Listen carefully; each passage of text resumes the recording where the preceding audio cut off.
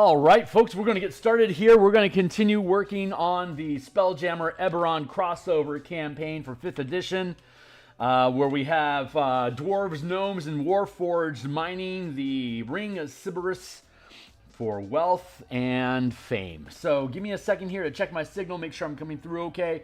I'll go through my intro spiel real quick. And then we'll get ourselves up and running here for probably about an hour or so for lunch today. So mic check, 1, 2, 3. Today. All right, cool. That's coming through fine. I'm going to boost signal here across the internets and drop some signals on the Eberron and Spelljammer Reddits, Twitter X, and Discord. So while I'm going through that process, allow me to distract you with my intro. Hey guys, my name is Phil Kearney. I create role-playing games, I illustrate them, and I publish online. I've been focusing my attention on Dungeons & Dragons 5th edition since the Guildmaster's Guide to Ravnica got printed, honestly, in like 2018, something like that. There wasn't any, I expected there to be some sort of color mana something going on with D&D because of the plane shift books that were placed on DMsGuild, but when those didn't happen, I took it onto myself to dive in and replace the 8 schools of magic and spell slots with a 5 color mana spell point variant rule system. So you can check that stuff out in the link down below. Here, let me rearrange my window here real quick. Here I am on Twitter. If you are on the Twitter X platform, you can follow me at Phil Kearney. Otherwise, like, subscribe, hit a bell icon here to get notifications of when I am live. Here's a full playlist of all the Spelljammer stuff that we've been building for the past year. Here's color mana. Here's spell point Warlocks. Here's Pacts and Patrons of Ravnica. Here's ability check casting with Theurgy. And we have an Eberron adventure that we're printing for Undead Combat in Karnath, and we have the Spelljammer Combat and Exploration supplement that we design in the mornings every day, and we'll probably be publishing in the next 2 weeks. Whew, dilly. So let's get started here. Actually, we have some extra stuff to toss in here. I have a Roll20 board set up here because I'm a Roll20 guy. And so I have further defined some of the space used in the game here. I'm going to drop that out real quick because we're going to replace it all here. Drain that off the screen. Go to there. We're going to take this, drop it to here. We're going to undo that. We're going to call this trash. And we're going to drop this down here. I've got a timer going that's going to keep us honest on our time. But the way that we currently... Where's my...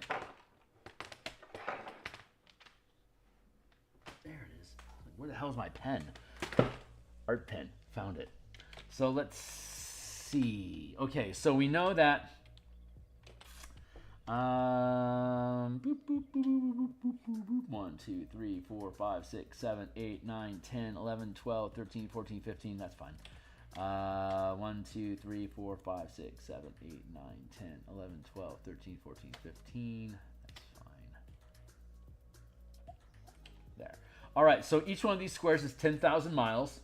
And we know the top speed that we're allowing these ships is 10,000 miles per day, which translates roughly into 500 miles per hour, which is about the speed of a commercial airline currently. Anything faster, it's breaking the sound barrier, which is about 10 times faster than what I believe, think is a standard speed for, well, the word I'm looking for is...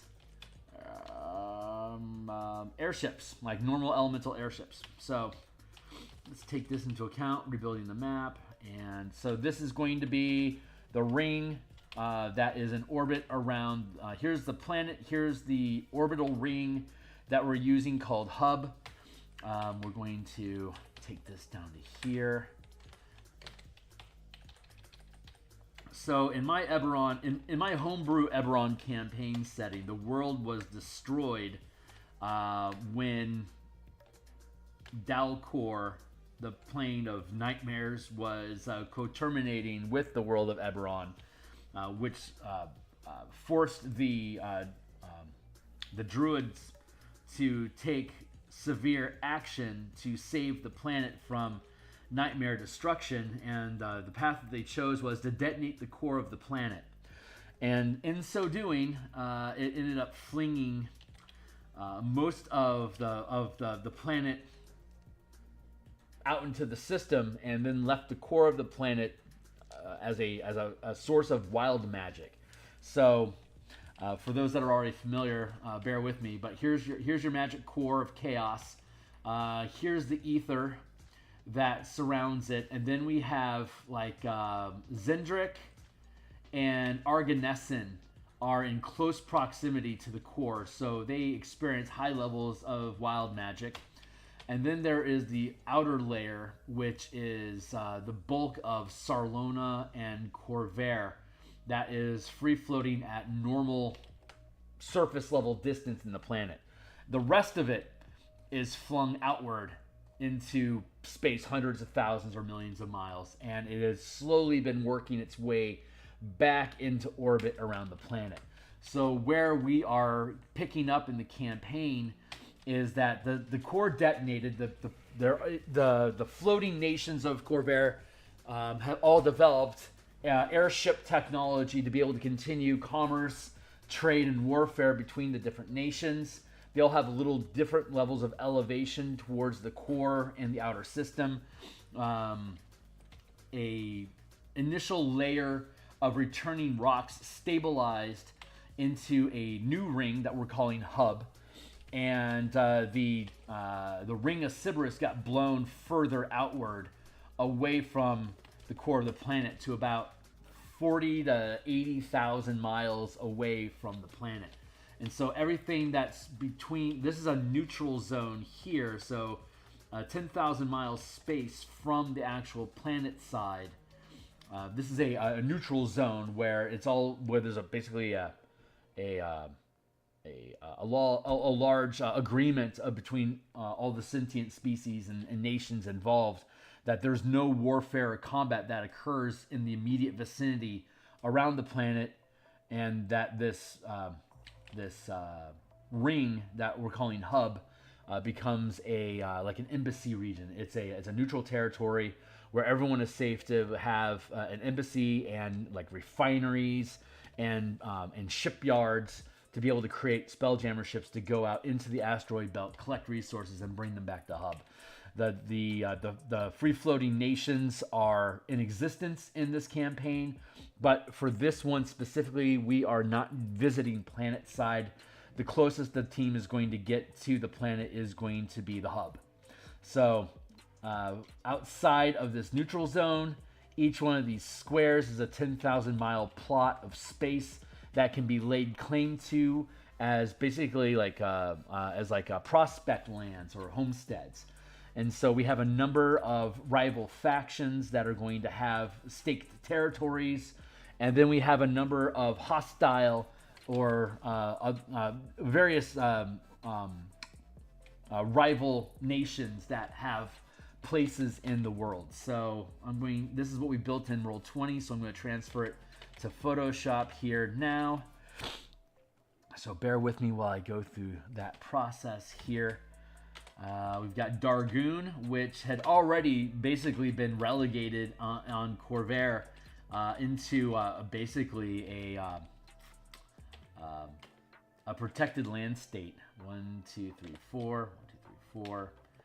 And then 1, 2, 3.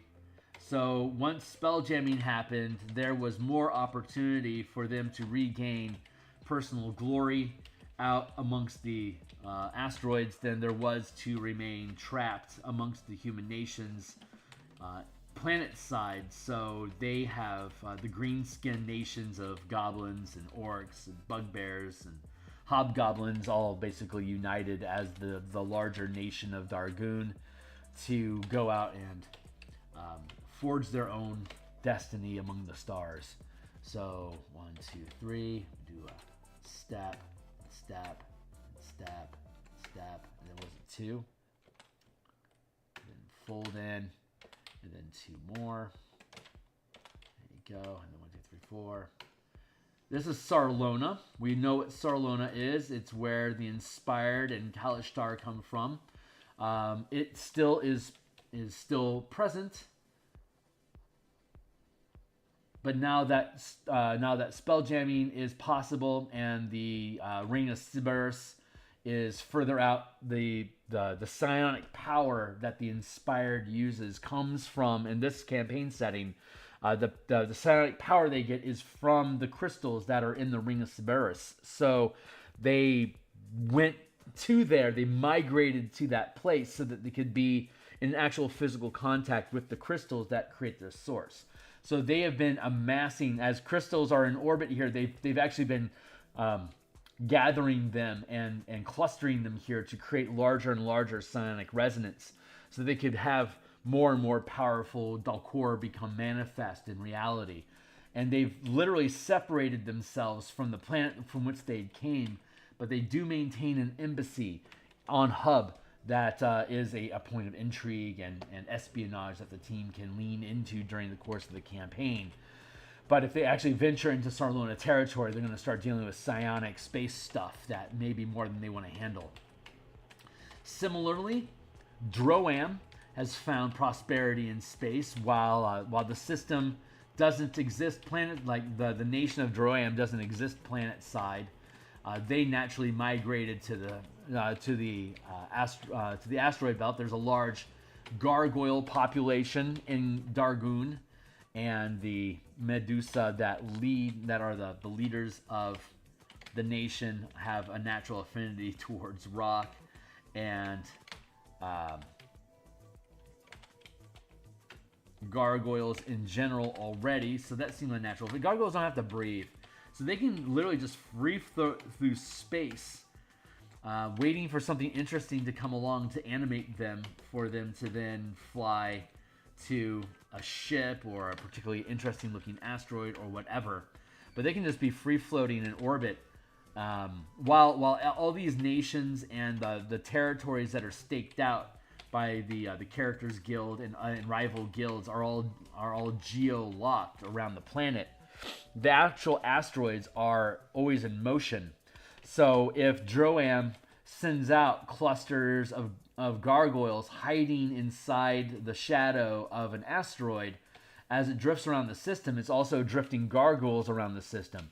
Some of these gargoyles could be scouts and spies that are intent on finding out information about other rivals that are in orbit, or are just out there to cause chaos in case they ever need to be triggered as a sleeper cell to rain chaos down upon whatever territory they happen to be inside of.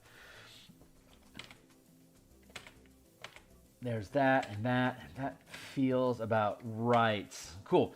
And so we have Arenel, the elves. Arenel, they all moved off planet since they didn't have a nation any more of their own once the core of the planet was destroyed.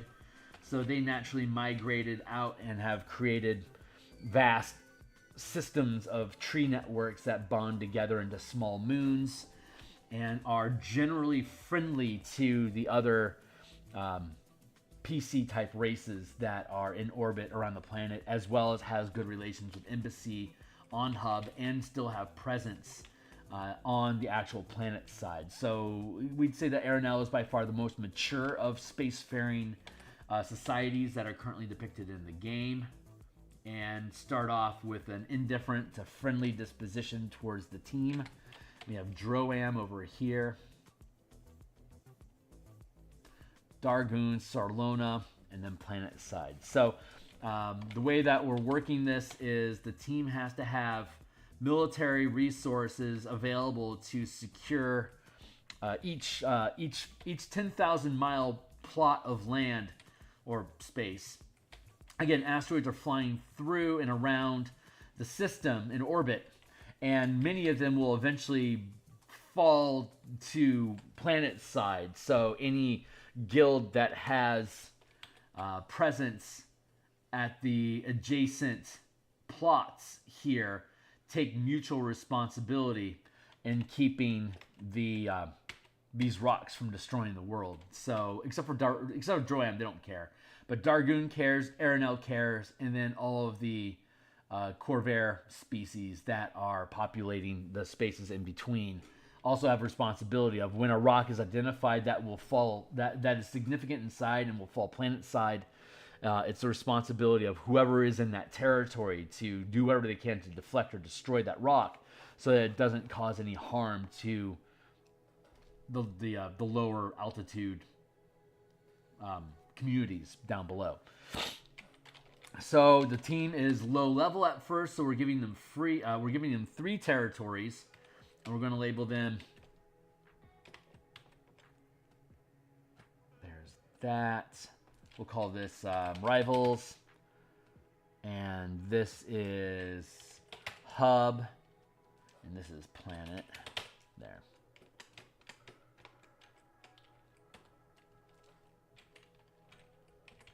Core system. There's no intention for us to fly. Anything that's beyond this edge of the map is considered the far realm, and it is beyond the scope of the campaign to go beyond deep into far realm or to descend to the planet beyond hub. So hey, how you doing, Zona? Imagine using them as orbital bombardments. Certainly could. It would not be unusual to think that, say, Sarlona, which has divorced all connection to planet-side society, to lob stones. Like, the majority of stones that are going to be, like, they want to collect crystals and keep them here so they can cluster them together to continue growing psionic resonance to pull in more and more powerful Dalcor from the Core E. But any asteroids that are in orbit here would naturally be deflected away from their crystal structures, which is going to have the natural result of causing these things to have a descending orbit. So it might only be like 1 in a million stones that are actually in free flow orbit ever spiral into and cause a problem. But the truth of the matter is that most of these stones that are falling in orbit are because Sarlona is deflecting them away from their crystal hoard. And Droam delights in this fact, so they'll piggyback on these rocks, so they can streak through Dargoon, Arenal, and all of the humanoid, the Corvair guild centers. So yeah, that is absolutely something they could do. Sarlona is perfectly content with keeping people's resources busy away from what their doings are by giving them passive threats. There is a sub-theme going on inside the campaign where the team is not only trying to accrue their own resources, but there is a looming threat of Sarlona becoming more and more powerful to the point where they may decide to someday take Eberron over for themselves completely and then harvest all the wild magic in the core to bring Corey permanently back to the realm. But we'll see how far into the campaign it goes and if they lean into that theme or not. I'm not sure what theme they're going to lean into. Let's see. So the further away from hub your zone, what's the word I'm looking for? Range. If we're using herding terms, you have your ranges here, right? Or paddocks or whatever. So we know they have A, B, and C. This is where they're going to start. And so I know that we have a resource. We have to figure out how much resources it's going to cost to purchase things. But the thought here is that as we grow further away from hub, it requires more military resources permanently invested by your guild to have a level of security that basically lays claim to that area being your own. And so we're looking at 4, 9, 16, 25, 36, 49, 64, 81, and 100 if we're going to push all the way out to 10. There's 1, 2, 3, 4, 5, 6, 7. What was that? 1, 2, 3, 4, 5, 6, 7, 8, 9. Right. I did that wrong. So it takes one resource, 4, 9, 16, 25, 36, 49, 64, 81, and 100. So I should probably take my grid. I could build it out further, but I probably don't need to right now. But that's the scaling that we're looking at. So we invest resources to improve our rank in any particular industry, in a sort of civilization, StarCraft sort of effect. But these resources are also expended to acquire specialists in the form of characters and NPCs of higher CR, as well as ships, weapons, spell resources, mana resources, to expand on this. And we have the beginnings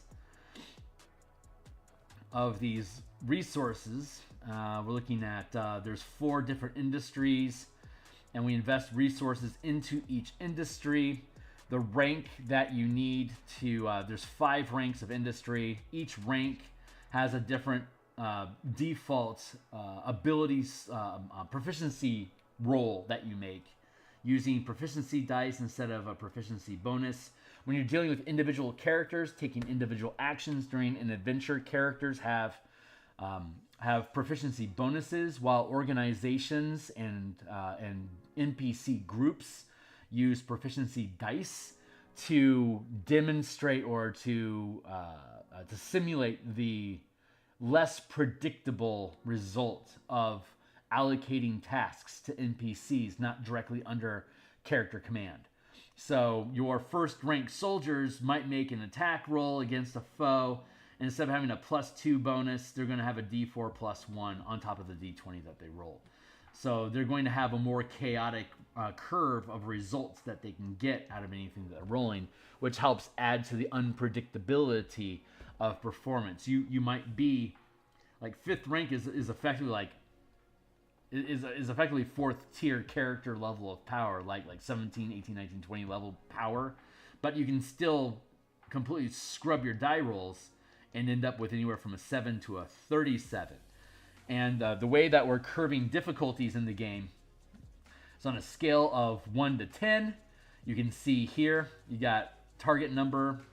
If the target number is 1, like if all you have to do, even if you roll a natural 1, if you'll still succeed at the task, that means that task is not difficult at all. Otherwise, we can scale difficulty or the threat level to anything inside of the game on a scale of 1 to 10. And that means that we have a static DC that we can lean in, kind of an Numenera or Cypher system sort of approach, where we can have a static DC. So when the team decides to do something, as a DM, I can just assign a difficulty on a scale of 1 to 10, and that means they'll know what they need to roll to do that. Either having the organization doing it as a passive off-stage background roll, or something that the team is going to attempt to accomplish directly themselves. So that's the scale that we're going to use, so I can assess everything in the game on a scale of difficulty of 1 to 10 to make it easy and fast for us to be able to process things. I'm really inspired by Forge in the Dark, using wheels and the advantage-disadvantage system, having that lean into effects where if you don't hit the DC, you create complications. If you hit the DC, you succeed at the task. And then if you roll a natural 20, or if you're doing guild stuff, if you roll... no, I think we're just going to stick with the natural 20 because it gets more and more difficult to hit a 12 as opposed to a 4. So I think the only thing we're going to keep the D20s here. So like Blades in the Dark, Force in the Dark, basically they have like, you roll 6-sided dice, right? 1 to 3 is you create complications on the effort that you're attempting to achieve. On a die roll of 4 and 5, you succeed at the task, good job. And on a 6, you have a massive success, more than you had intended, and you gain basically boons from this. So what we're doing is we're still keeping the D20 5e sort of base mechanics, but and we're going to do a fail forward method with clocks. So when they want to achieve a task, we'll have to divvy up how many, maybe the level of difficulty of the task might be divided between 4, 6, 8, 10, and 12 segments. I'm still sussing that out. but we'll be able to use a number of clocks to be able to factor in difficulty. Like for example, if there's an asteroid that's going to come through the team's territory that they're going to be responsible for deflecting or destroying, we could have a ticking clock of, like, say, a 6, and it takes 1 month to move through this 10,000 mile territory, and it'll take another month to move through this territory, and at the end of these two, it then falls into here, I'll use a pen. The trajectory of, like, a low-hanging asteroid would be something like this. So the team has a month here to destroy or deflect the rock before it falls into the neutral zone, and then it goes to here, and then it hits the planet. So this is its trajectory. So the team, and if we take a month, we're going to break up that month into 10 days. So we have 1, 2, 3.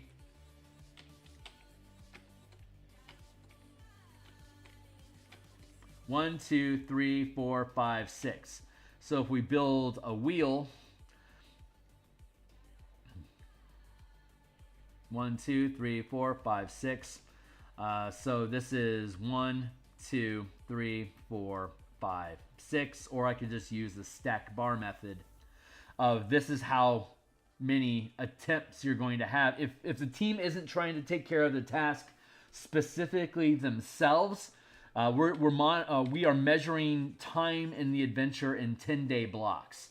So every 10, like, an adventure will encompass 10 days. And the way that we're looking at pacing it is each session that we play will have 3 sessions per month.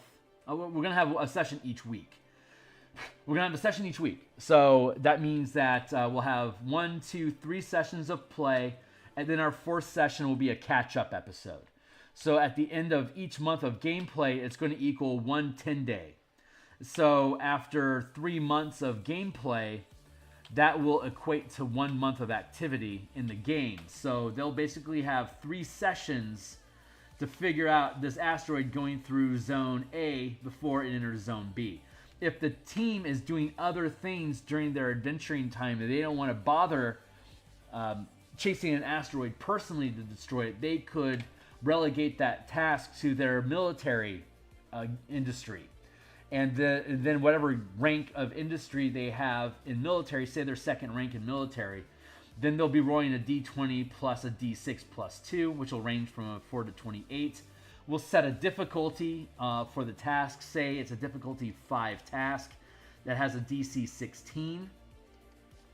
So if they can roll a 16 or better, whatever result they roll, they'll be able, that's the percent of the asteroid that they're capable of destroying. So over the course of 6 chances, a wheel of 6 turns, to be able to get rid of that asteroid, they have to get to 100 over the course of 6 die rolls. And if they roll less than 16, they make no progress that month or that cycle on destroying it. So they only need to get to 100 on their die rolls, but if they don't roll at least, in this instance, a 16, they get no credit. So they'll have to roll, if they roll 16 or better, what is that, divided by 6? Divided by 6 would be 94%. If they roll a 16 each time, then they're going to be able to, over the course of 6 weeks, be able to shred the whole thing. If they, like, say, roll a 30, like if they're super high level and they only have to roll 100% of the rock, and the DC of it's only 16, as a 5th rank military force rolling a D12 plus a D20 plus D12 plus 5, they're going to have a range of 7 to 37.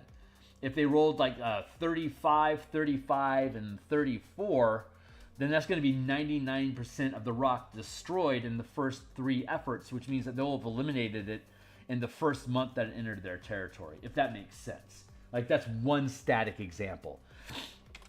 So what I'm doing right now is I am going through the process of how many resources do they have, and how many resources do they acquire, how quickly do they spend them. So you can spend resources on characters, equipment, and ships, and they're treated as, and each point of resource is treated as an inspiration point, which allows you to re-roll a d20 or add your proficiency die, or you could do both. So if you spent 2 points you could like roll your 20-sided die more than once, or if you spend 2, or maybe we'll max it out, like you can only spend 1 point on an added proficiency die. But like if I've got my 2nd rank military trying to knock out this asteroid and I roll a 14, I could burn a die to re-roll my d20 and take the best result, or I could burn a point and roll an additional d6 and hoping that I'm going to at least roll a 2 or better to get that 16 so I can have some credit towards knocking this thing down. So the team will accumulate resources, which will basically be a pool that, in Blades of the Dark, has this flashback mechanic where when they're performing a heist, if they run across an obstacle, instead of rolling dice to kill a guard that's guarding a door, instead you would use your die rolls and skill checks to narrate a flashback sequence and provide details as to how you have influenced, either persuaded, intimidated, or deceived that guard into not preventing you from going through the door when your team shows up. And if you roll well and you use your resources to do this flashback mechanic, then you'll be able to overcome that guard. So you'll have a stack of points that can be spent on rerolls or adding proficiency dice to the results that you get to see if you can overcome obstacles. And so there's going to be heist missions. There's going to be dungeon delves into asteroids. There's going to be fighter ship and mecha combat to fight monsters, pirates, and poachers. And then there'll also be negotiations to work out, to resolve conflicts without violence, or to negotiate new deals, gain access to new resources. Anytime your guild expands in their rank, they'll have the opportunity to renegotiate contracts to get access to more resources. If they're successful, then they'll be able to upgrade their gear and start, instead of spending those points in the moment for what your characters are doing, they can keep those resource points to then purchase ships, purchase crew, purchase specialists, purchase rituals and new spells to add to their spell book, purchase mana stones, purchase weapons for their ships, all the adventuring gear and magic stuff that your characters would want to have during an adventure you can acquire through these resource points. Or the third thing you can do with resources is invest them into your industry. So if you invest enough points into an industry, that industry gains a rank. So we're looking at rank by renown, and renown is gained by missions ran by the team directly. So if the team does a bunch of military-themed missions, like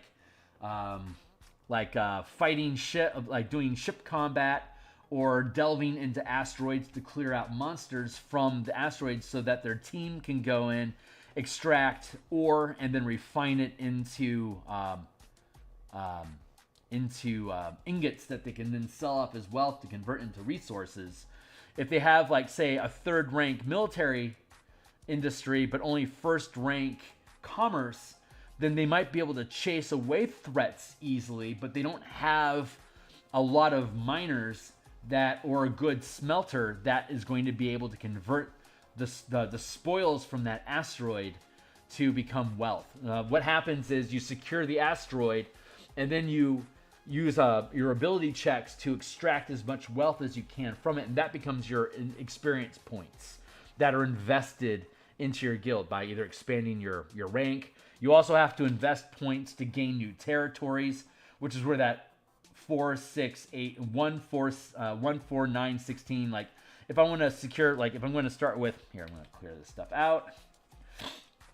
They're going to start with these 3 territories, which means they had to invest 1 point here, 1 point here, and 4 points here. So that means that they have a minimum of 6 military points that have been invested to secure and patrol those areas, which means that if a military-facing threat occurs inside of one of their territories, they'll already have ships in the region that can be used to defend it as basically a reaction during your guild's turn at the end of each of our players' month.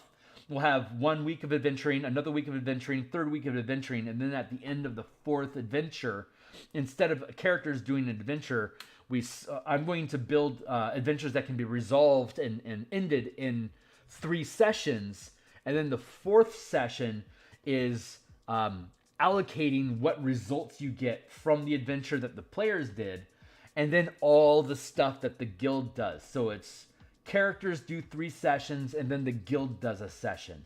And that wraps up a 10-day block. And then next month, the characters will have 3 sessions, and then we'll do a guild session. And that's a second 10-day slot. And then in the third month of the campaign, we'll have 3 sessions of characters doing stuff, and then the guild does something, and then that will conclude the first month of activity inside of the game space, and then everything is updated. Like your asteroids, if you have an asteroid to destroy, it'll will upgrade its position from here. It'll now be here instead. So you now have an asteroid that's occupying here, and if you haven't destroyed it yet, you've got 1, 2, 3. You still need to knock it out in those 3 in that 1 month session. Each month the characters are going to do a different type of adventure, and the adventure that the characters do is going to impact the world at large. We'll update the system with all the guild stuff.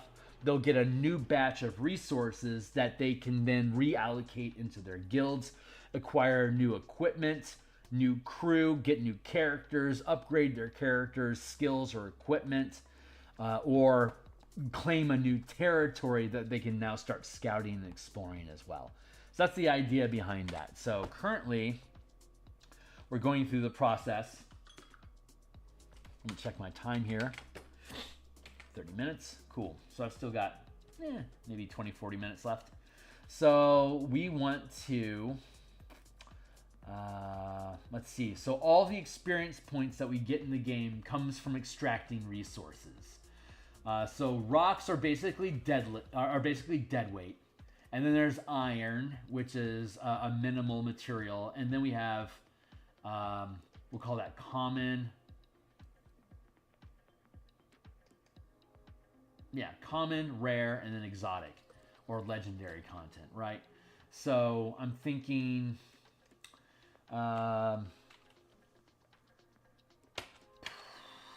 probably need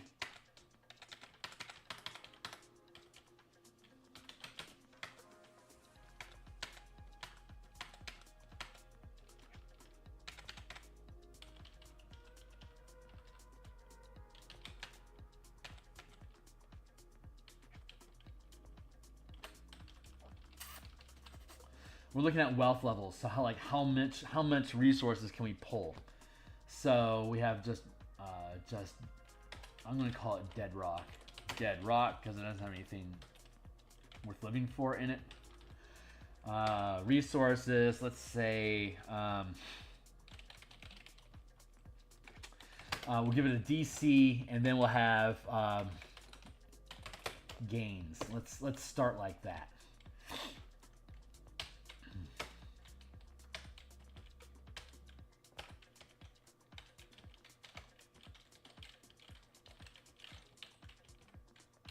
Oh my god.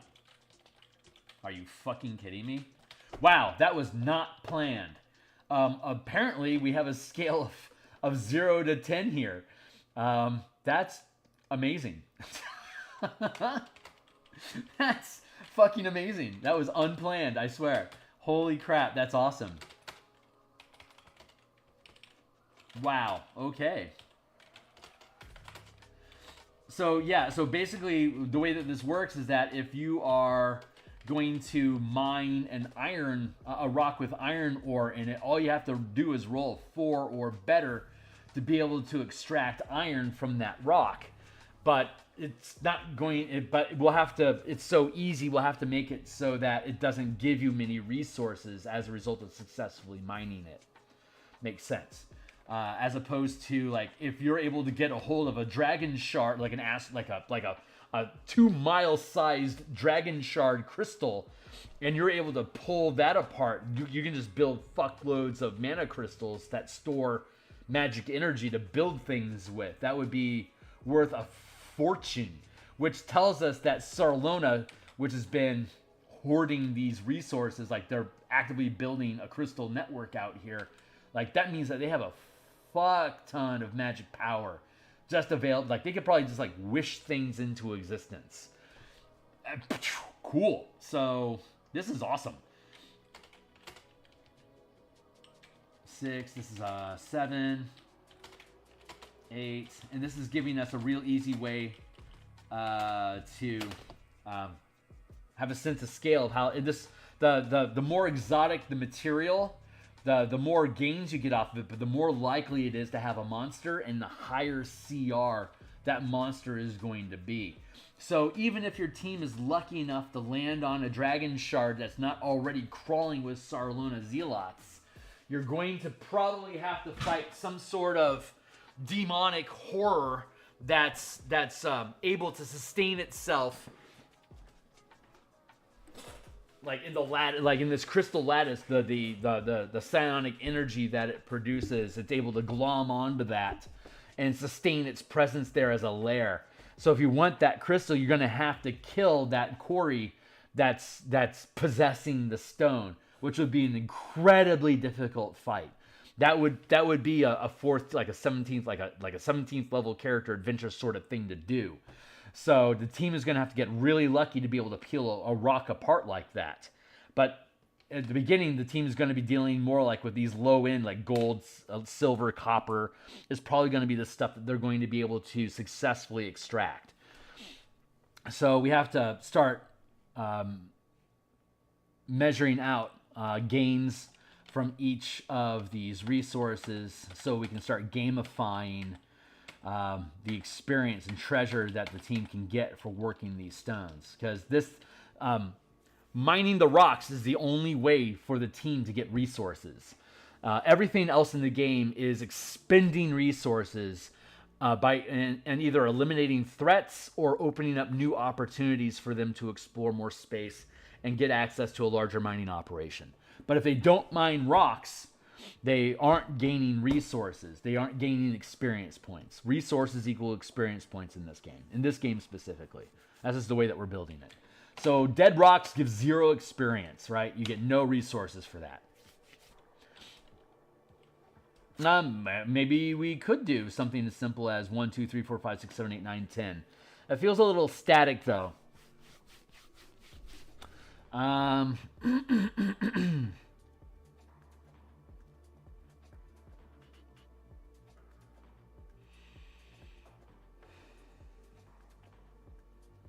envisioning what it is that they're going to need. So let's go revisit our factions or our industries.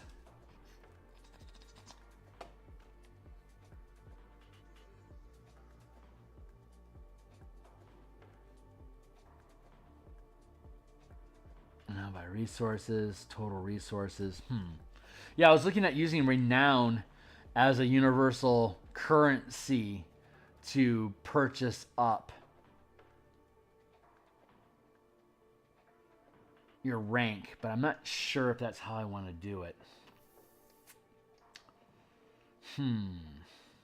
Let's see. So I know. Okay, so rank points 1, 2, 3, 4, 5.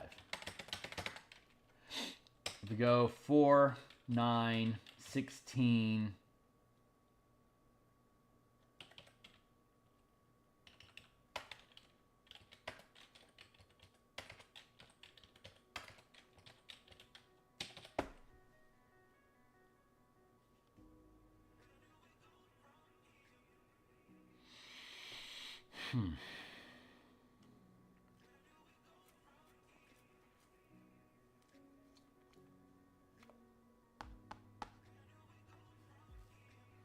And there's 4 industries.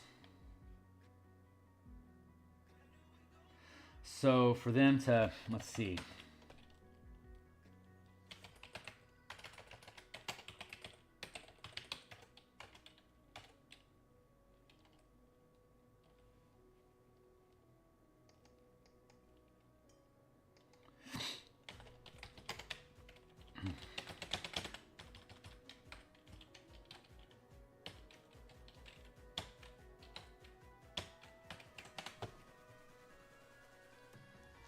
So for them to get to 5th rank in all 4 industries, it's going to take 100 points of resources to be invested. Each territory requires resources.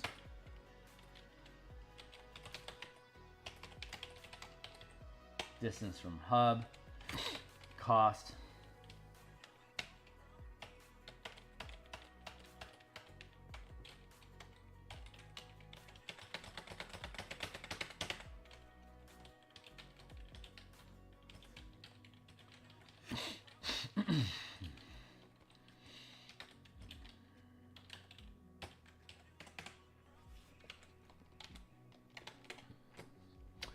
So let's see. I want the team to have A, B, and C to start. There is nothing in the neutral zone between Dargoon and Arenal because elves and greenskins traditionally in fantasy RPGs don't get along. No one gets along with Droam, which is why the team is not starting with a territory that borders Droam. The team is going to have to actively want to purchase that. So for them to be able to expand from where they're at right now without having to push again, like if they begin claiming territory adjacent to Droam is going to pirate and poach their shit constantly. So they're going to always be at war with Droam because of their proximity. Arenal has a friendly disposition to the mining colonies that are populating space that your team is a part of. So that really means they only have this direction to grow in unless they can somehow negotiate one of these territories here from Arenal. Or they can, and you can use hub as a free spot. So you have to purchase territories that are adjacent to other plots that you already have secured as your own. But you can use the hub, the neutral zone in the center as a free space. So if I had A, B, and C here, and then I built one here on D, it's considered adjacent to all my other properties because it's adjacent to hub, where I have all of our refineries and resource centers and shipyards and stuff. It's as easy to send something to D as is to A and B, because technically your team is hanging out on hub in the neutral zone. And it's these, like, it takes 1 day to get to A, it takes 2 days to get to C. It only takes 1 day to get to A, B, and D, but like to get out here, that's 1, 2, 3, 4, 5. It takes 6 days to get here and then 6 days to get back. So if the team is capable of expanding their territories, this would be like E, F, G, H, right?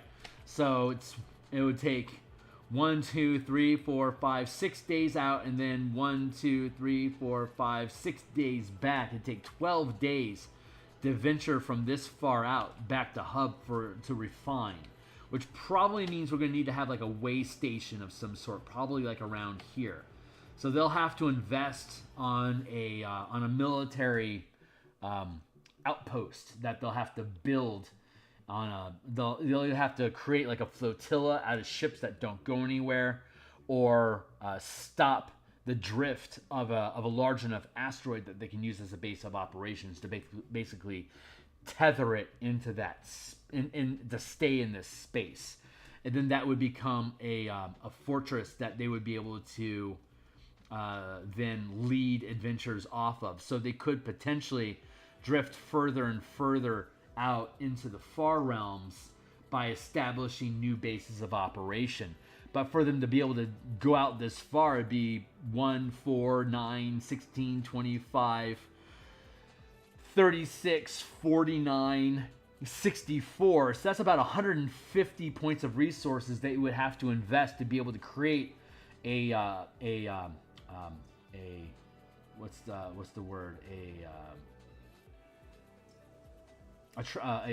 resource, a pipeline of being able to supply resources from hub to your way station.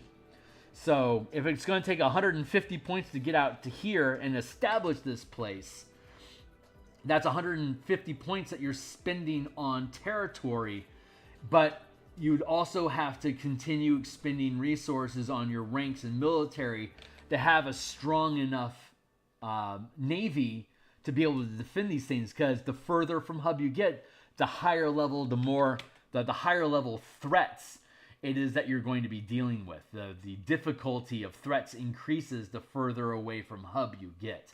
So at hub, like in hub in the neutral zone, there is like combat is forbidden. You do not engage in warfare in the neutral zone at hub.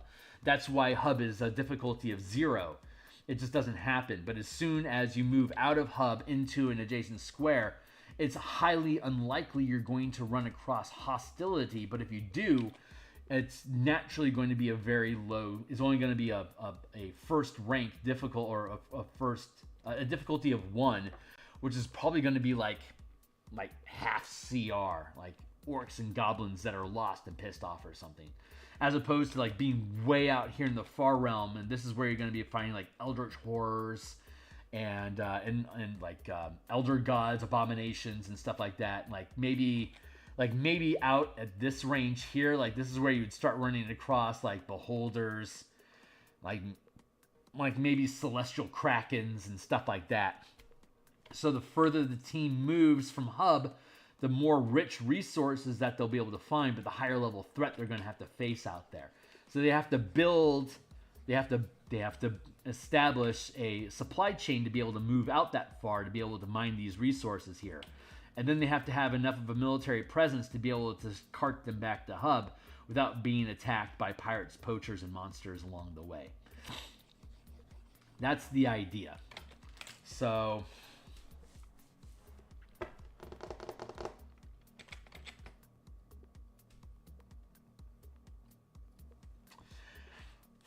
we should probably have a rule about how far you can take one industry over others.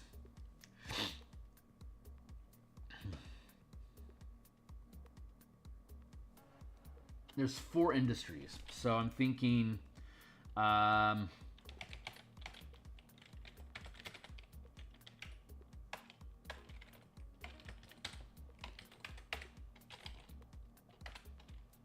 let's see, guild,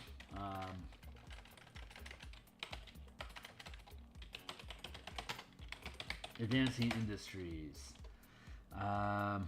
1, all industry must be within 1 rank of all others. 1 industry can be 2 ranks higher than the rest. So the team could have first rank, first rank, first rank, first rank, and all. There's 4 industries, right? And then they could have, like, say, like they can make military 3rd rank. Like this would be an array. This would cost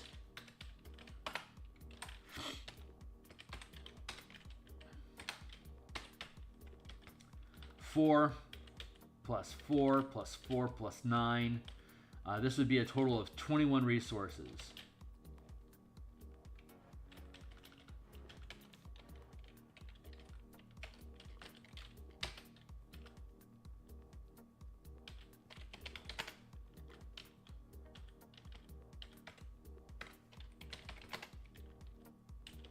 Commerce, lore, loyalty, military.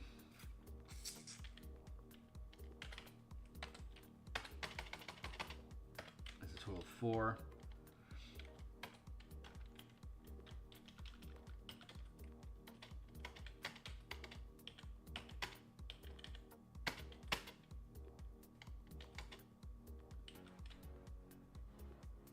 So for them to advance military from 3rd to 4th rank, they'll have to get both lore and loyalty up to 2nd rank, so that they can push this up to 16.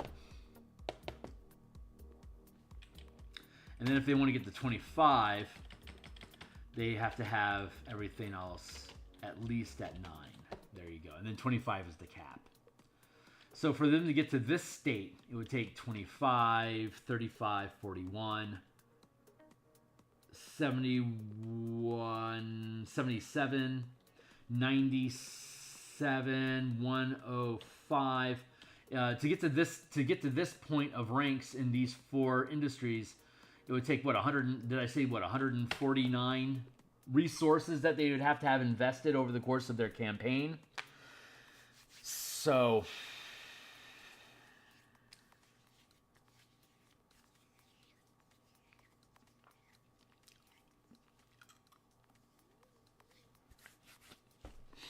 how many resources can they acquire? Just lost that. There it is again. I don't have any specific rules for any of this yet. That's what we're sussing out.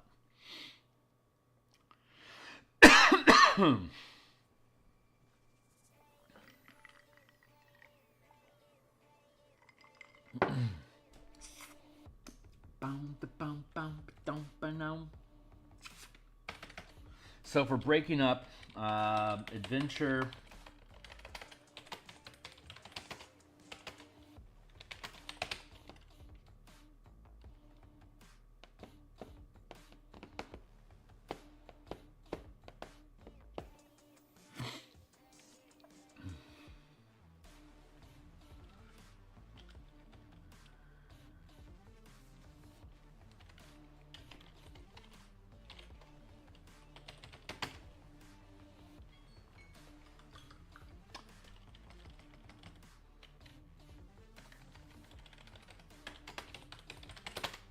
yeah, 4 sessions of game equals 10 days in game.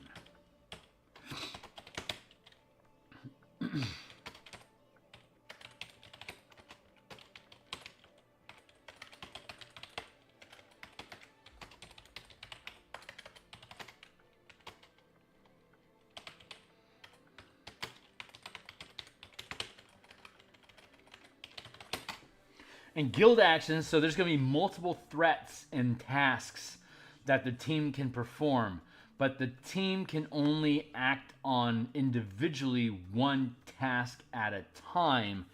And the intent is to build them so that they take 3 sessions each.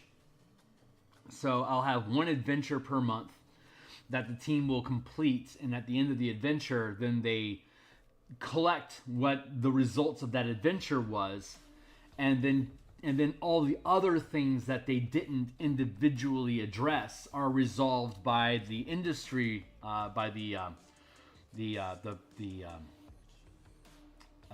industry rolls, the industry checks that they make based on the rank of the industry that they're in.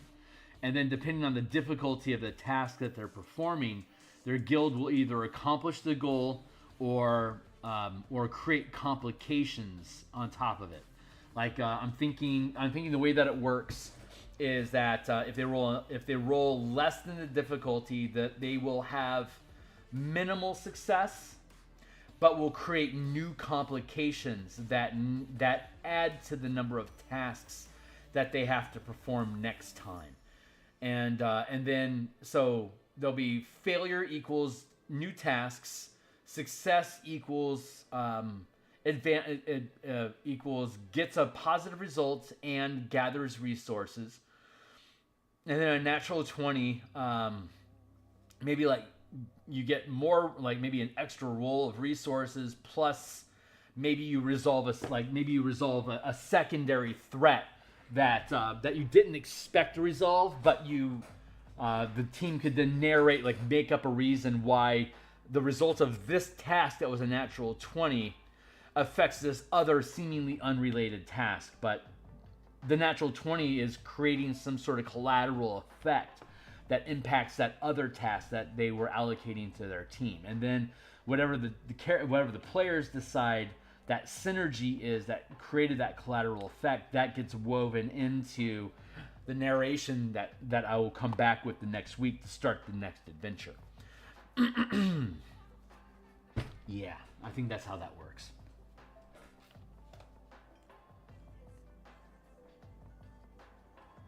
Let's see.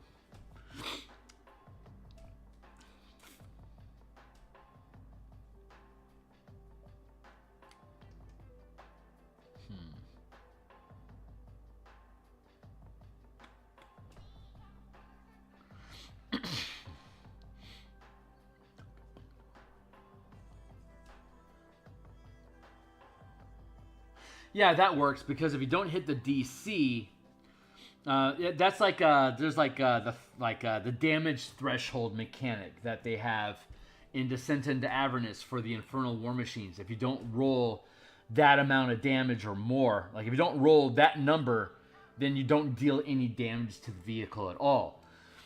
If you hit the target number, then it's not damage reduction. It doesn't reduce it by the number. It's just that's the minimum number you need to be able to deal damage, and when you do, it's full damage. So we can treat these difficulty classes as skill thresholds. That if you don't hit those numbers, you don't extract any wealth.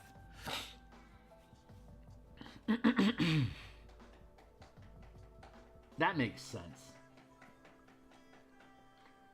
And so if you don't hit the number, not only are you not going to gain any resources, but you're also going to create a complication. The complication is going to... So let's look at extraction complications. That's probably the best place for us to be right now. Extraction complications.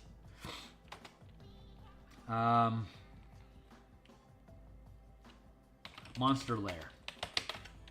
You accidentally burrow into a lair where there's monsters, and now they're going to kill your mining crew. Mining accident.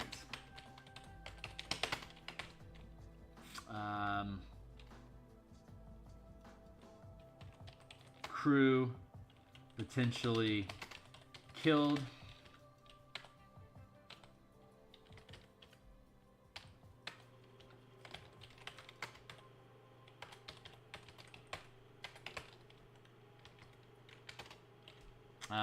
Poachers steal ore.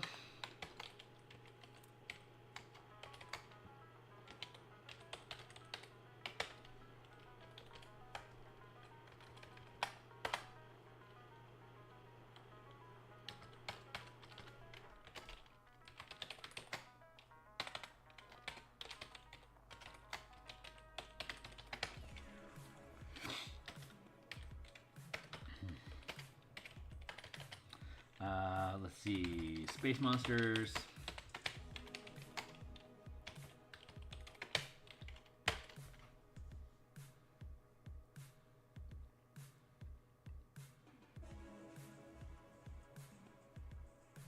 Monster lairs inside mining accidents causes difficulties to the terrain.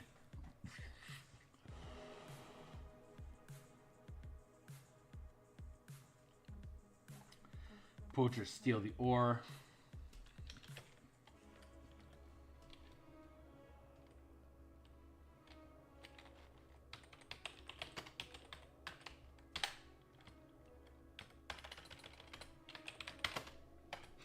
So the poachers steal your ore, pirates steal your ship.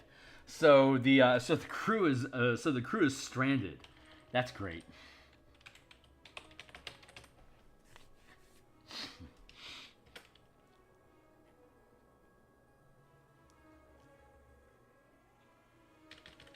Is there a sixth thing that can happen here?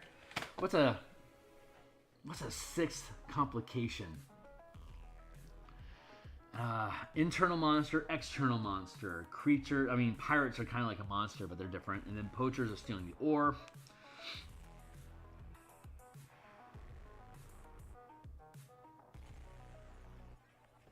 Now we're gonna go with pirates are gonna steal your crew. Captured.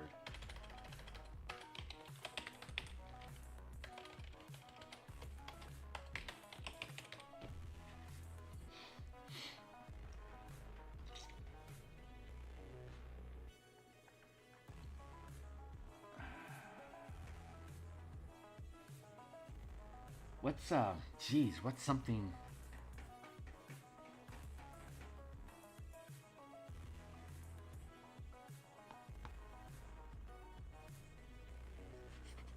Monster, cave-in, poacher steal ore, pirate steal your ship.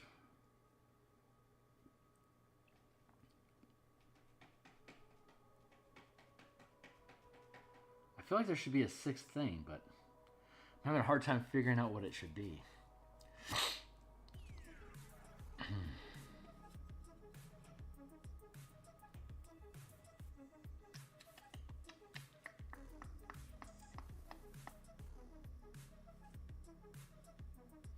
What would be, God, what's the sixth thing?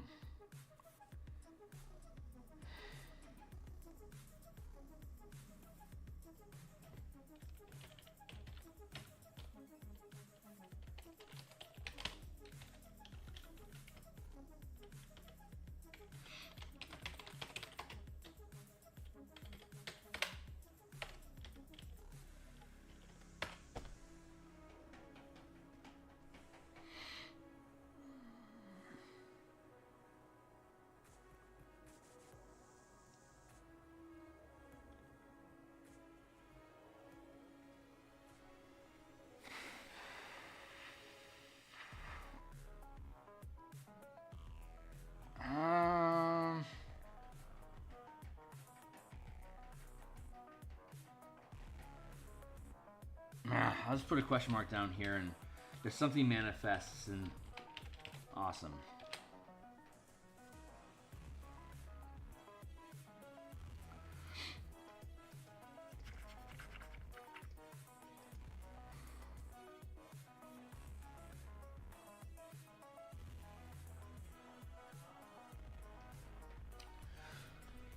So we gain resources once every 10 days, which is a month of in-game time. So we have 1, 2, 3 sessions of adventure, and then we have the guild action at the end of that, and that's a 10-day block. So then the guild action occurs, and that's when resources are extracted and taken back to refinery for conversion into wealth. So that's a passive background task that we don't worry about the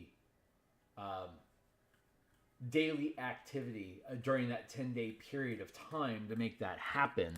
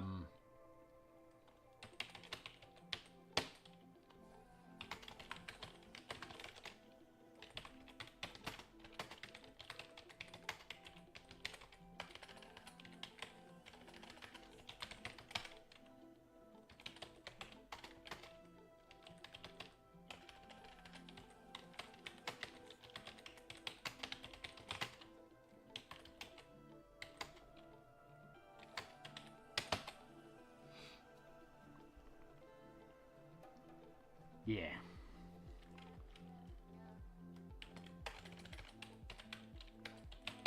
Let's go double resources gained, and then we solve an additional task. Resolve plus 1 task, right? Resolve plus 1 task.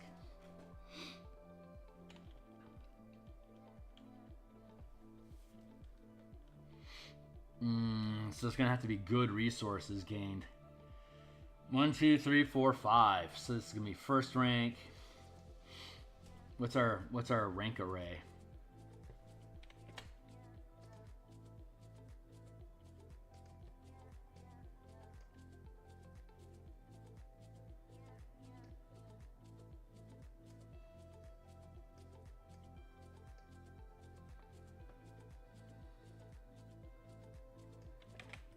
Put it there and still see stuff. Good.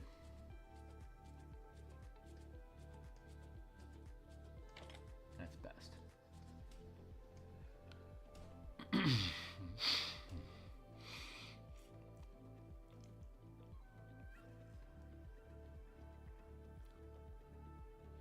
10, 12, 13. Up to 4th rank is probably going to be typical.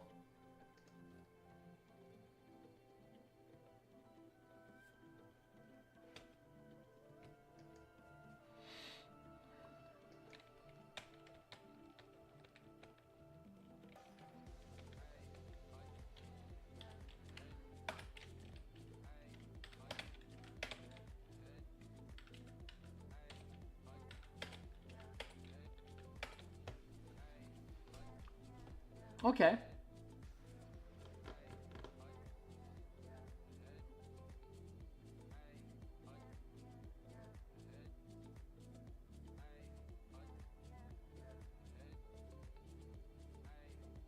So if we clear iron, it'll be you'll gain one rank. You gain one resource per 10 day off of iron, and then 1 off of copper, 2 off of silver electrum, 3 off of gold platinum, 4 off mithril and adamantium, and then 5 off Biashka and dragon shards.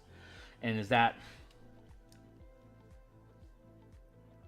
per successful roll?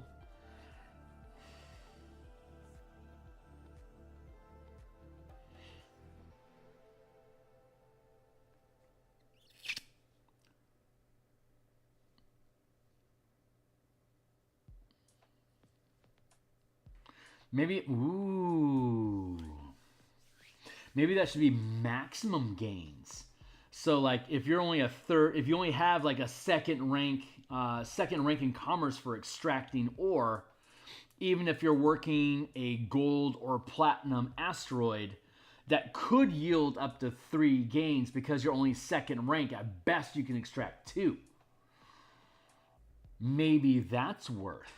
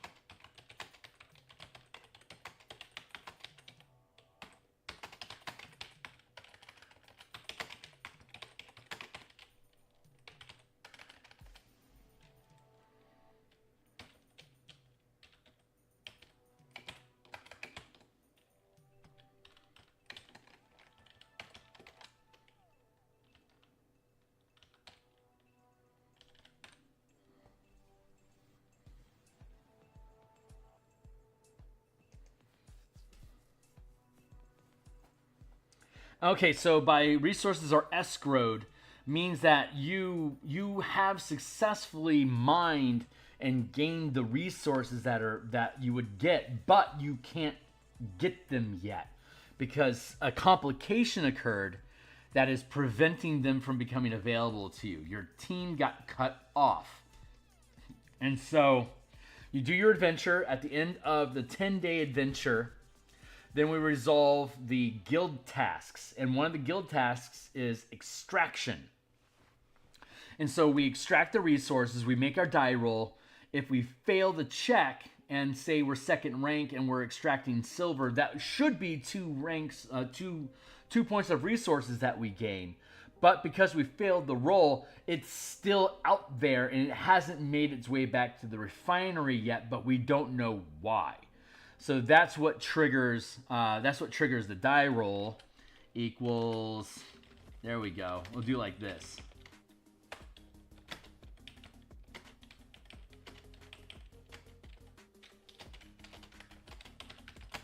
Roll twice.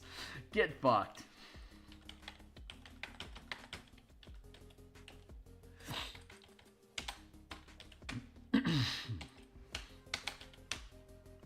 And your crew might get killed, captured, or stranded. Hey, Zona, how you doing? You liking that?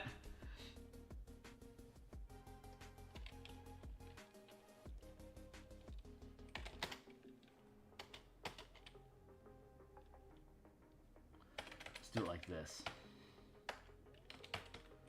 Number D6. There we go. I think this is going to pan out. And then you can do an extraction roll for every territory that you are extracting from. So if the team is starting with A, B, and C, then if they have the ability, if they have enough resources invested that they can mine A, B, and C all at the same time, then they can make 3 checks looking at the results of each zone that they're in control of.